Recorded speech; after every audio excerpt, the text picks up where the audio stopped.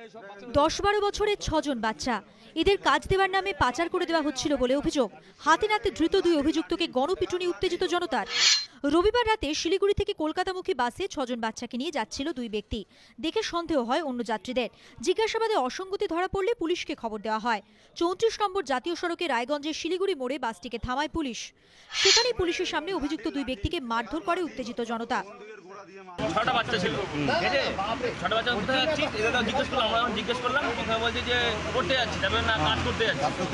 ওর সঙ্গে একজন সাথে ছিল, সে বলছে যে কোথায় অসঙ্গে কাজ করতে যাচ্ছি, ওর মধ্যে দিদির সঙ্গে আছে এরকম। তাতে